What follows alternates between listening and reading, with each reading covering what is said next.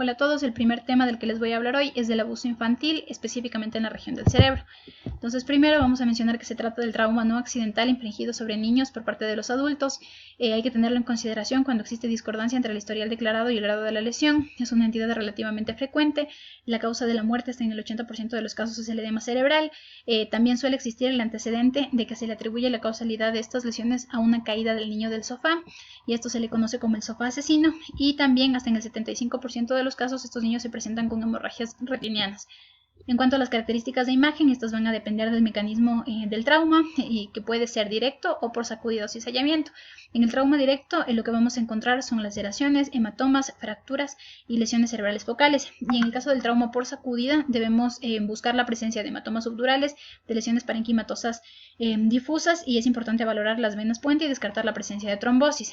En cuanto a las modalidades de imagen que se utilizan, la tomografía es la modalidad de imagen de primera elección, ya que nos permite descartar la presencia de fracturas o hemorragia. Y la resonancia magnética debe reservarse para los pacientes que tienen un estudio tomográfico inicial positivo o para aquellos con clínica persistente, pese a que tengan un estudio tomográfico normal. Entonces, lo primero que tenemos que descartar es la presencia de fracturas. En este paciente lo que podemos observar son múltiples trazos fracturarios, parietales, bilaterales, con minuta, que se asocian también a diástasis de las suturas. En el estudio tomográfico, que es la modalidad de elección, podemos caracterizar mejor estas fracturas y también nos ayudan a descartar la presencia de lesiones intracraneales, como en este caso que podemos observar un hematoma subdural y un hematoma intraparenquimatoso. Debido a que las fracturas son entidades frecuentes, siempre que éstas sean múltiples, complejas, diastásicas, que crucen las suturas o de impresión occipital, esto debe sugerirnos un trauma de alta energía, y en el caso de que no exista un historial apropiado de trauma, también puede sugerir maltrato. El hematoma subdural es otra de las lesiones que se encuentran con frecuencia en estos niños.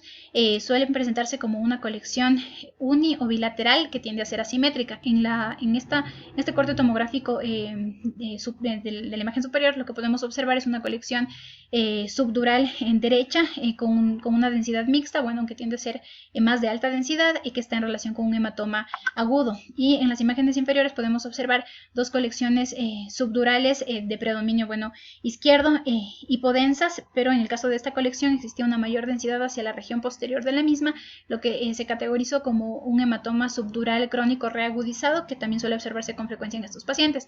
A este niño de igual forma se le realizó una resonancia magnética en la que se puede observar la presencia de tabiques o membranas en el interior de la colección, y esto también suele estar relacionado con una mayor cronicidad de las lesiones.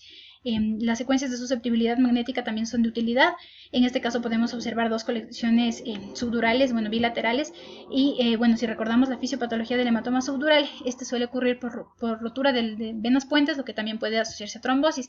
En este caso podemos observar un mayor diámetro de una vena parasagital derecha, lo que estuvo en relación con trombosis. En los niños pequeños podría utilizarse también el ultrasonido, como el caso de este paciente en el que observamos una colección subdural hipoecogénica derecha que está en relación con una lesión crónica, y también observamos una colección hiperecogénica izquierda que está más bien en relación con una lesión aguda. Siempre que existan hematomas con diferentes estadios en su temporalidad, esto también puede sugerir maltrato.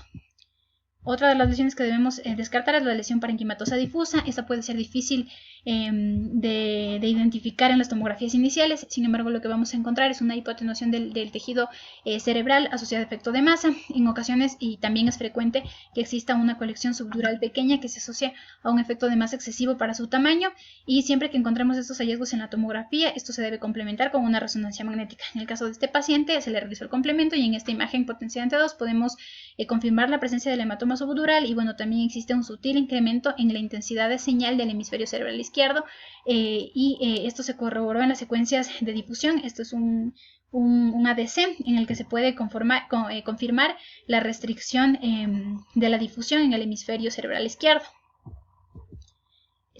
Otras lesiones que también pueden encontrarse son lesiones cervicales. Se piensa que existen lesiones espinales no esperadas hasta en el 75% de los casos de los niños que ya tienen una lesión intracraneal. Por eso en alguna bibliografía se menciona que si existe alguna lesión intracraneal debería realizarse también un escaneo de la región cervical, y en el caso de que exista alguna lesión cervical también podría considerarse realizarse una resonancia magnética de la columna total para descartar lesiones a otros niveles. En el caso de este paciente él ya tenía colecciones subdurales, y en este caso tanto en las secuencias en T1 como en T2 podemos ver una colección epidural preclival y otra también a nivel torácico. Y bueno, también tenía un discreto edema intramedular.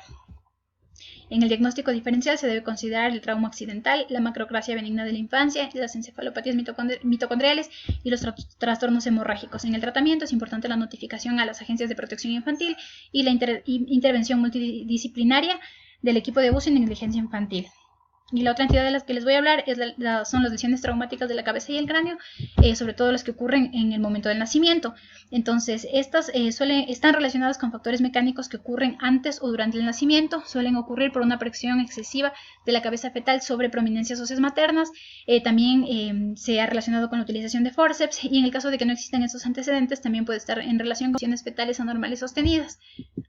Entonces, lo primero vamos a hablar de las depresiones congénitas por posiciones fetales anormales sostenidas. En este caso podemos ver un feto con una posición anormal en la que tiene los pies que causan una depresión sobre la región frontoparietal, pese a que después el feto ya tiene una posición normal. Entonces, en los estudios de imagen lo que podemos observar, como por ejemplo en esta radiografía, se observa una depresión ósea parietal derecha, pero esta no se asocia ni a edema ni a hemorragia. Esto debido a que esto ocurrió debido a una mala posición persistente. De igual forma, en los cortes tomográficos inferiores, tanto en la ventana cerebral como en la ventana ósea, podemos observar una depresión parietal derecha, pero podemos ver que no se asocia ni a edema ni a hemorragia.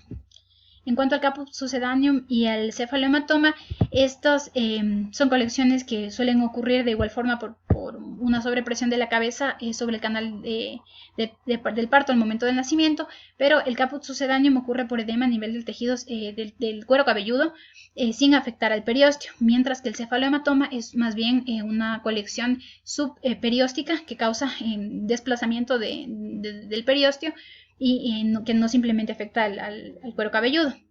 Entonces, bueno, en este diagrama de aquí podemos ver el proceso de resolución de un hematoma. Entonces podemos ver cómo conforme va disminuyendo de tamaño se va formando hueso subperióstico hasta que finalmente se unen las dos tablas del hueso. En cuanto a la valoración al examen físico, podemos ver que el caput succedaneum es más difuso y tiende a causar un edema homogéneo de las partes blandas, mientras que el cefalohematoma, al ser un hematoma subperióstico, está restringido por las suturas, como en este caso, en este niño que tiene un cefalohematoma parietal izquierdo. En cuanto a los estudios de imagen, podemos utilizar la ecografía, los rayos X y la tomografía. En la ecografía, en este caso, podemos ver una colección hipoecogénica. Se puede valorar la presencia del periósteo desplazado hacia la región anterior hiperecogénica. Bueno, en la parte posterior podemos ver la cortical del hueso, el hueso, y esto que se ve en la parte posterior es más bien un artefacto en espejo. En la radiografía, de igual forma, podemos ver una colección parietal izquierda y podemos ver que esta está cubierta por una estructura radiopaca, que es el periósteo que está, bueno, se está comenzando a formar hueso subperióstico y por eso se forma esta línea. En cuanto a la tomografía, en este estudio de igual forma podemos ver un hematoma subperióstico parietal derecho. Podemos ver que de igual forma está cubierto por una línea de mayor densidad, que es el periósteo. Y bueno, coincidencialmente este niño en el lado izquierdo tiene un caput succedaneum en el que podemos observar que simplemente existe un incremento del diámetro de las partes blandas sin que se afecte el periósteo. Y bueno, esto lo podemos ver tanto en la ventana cerebral como en la ventana ósea. Y eso es todo, muchas gracias.